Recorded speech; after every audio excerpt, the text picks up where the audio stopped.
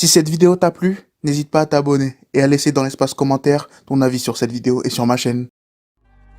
En pleine semaine de matchs amicaux déterminants pour la nouvelle sélection du Ghana, à quelques mois du début de la Coupe du Monde, si la majorité des noms à la sélection sont connus, pas mal d'eux sont posés sur le plus ghanéen des clubs d'Europe et du Danemark, Nordjylland. D'Embremont Raskov Olsen, les joueurs sortis du club ont souvent brillé lors des grands rendez-vous européens, et aujourd'hui c'est au Ghana d'espérer que leur heure est venue. Récemment, la relation entre l'académie du pays Wild to Dream et le club de Faroum a permis l'éclosion d'énormément de jeunes joueurs, déjà symboliser au sein de la sélection par Kamaldeen Sulemana, mais surtout Mohamed Kudus. Il est celui qui a grandement participé aux deux phases de qualification jouées depuis ses débuts en sélection et son absence explique en partie la mauvaise prestation durant la CAN. Il est le symbole de cette stratégie. Le joueur pris pour exemple par la jeunesse au sein de l'académie et d'autres tentent de le suivre. Récemment, Simon Adjingra s'est lui aussi imposé à chaque étape du chemin, mais son départ du club n'était pas prévu pour cet été. Après une demi-saison compliquée où le club a dangereusement flirté avec la relégation, pas mal de contre-feux ont été activés. Le club a passé l'hiver à chercher et convaincre de nouveaux joueurs de rejoindre le club afin de sauver l'équipe d'une relégation, tout en gardant ses principes sur les profils recherchés. Nordjylland est le club avec la moyenne d'âge la plus basse d'Europe depuis des années, mais c'est un club qui reconnaît le besoin de leaders,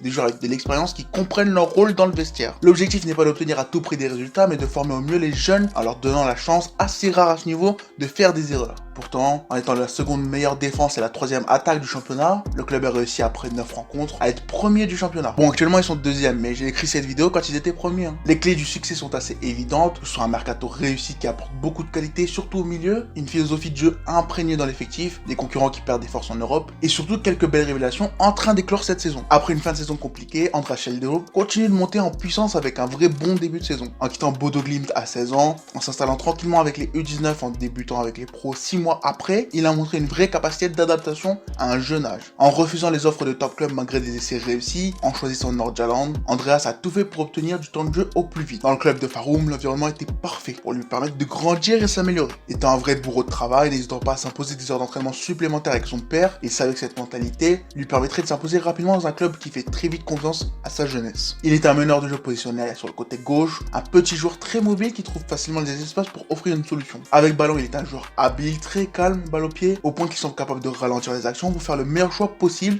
en attirant le maximum d'adversaires vers lui. Doué des deux pieds, il est un joueur très technique, fort sous pression, capable d'effectuer certains contrôles ou touchés de balle très précis, surtout loin de 30 derniers mètres. Un tireur de coups de pied assez intéressant, une menace offensive importante du club qui continue d'améliorer son rendement devant les cages. Un petit milieu prometteur, mais qui doit encore s'améliorer. Depuis le début de la saison, il semble avoir pris un peu de masse pour pouvoir mieux encaisser les chocs physiques. Ses frappes doivent être meilleures, et au vu de son agilité, de sa facilité pour les changements de direction, il doit pour moi faire plus de différence. Réussir à être bon sur l'entièreté des 90 minutes. Son niveau du début de saison a impressionné pas mal de monde. Certains aimeraient le voir intégrer la sélection norvégienne, mais il est encore trop tôt pour lui et pour la sélection, qui craint de faire avec Schjelderup la même erreur qu'avec le jeune Odegaard. Aujourd'hui, tout indique qu'il devrait rester au moins une saison supplémentaire malgré l'intérêt de Séville, surtout si l'Europe est sécurisée d'ici là. Avec Nagalo en défense qui succède à Waledzi, Noama qui prend la place d'Adingra en attaque, il forme le trio le plus prometteur du club, déjà bien fourni dans ce domaine. Mais cet été, l'équipe a de nouveau été renforcée. Outre l'arrivée définitive d'Hansen dans les cages, c'est à la pointe de l'attaque que le club s'est concentré sur ce mercato avec l'arrivée de deux joueurs prometteurs, Emil Robak de l'AC Milan et surtout Wahid Fagir.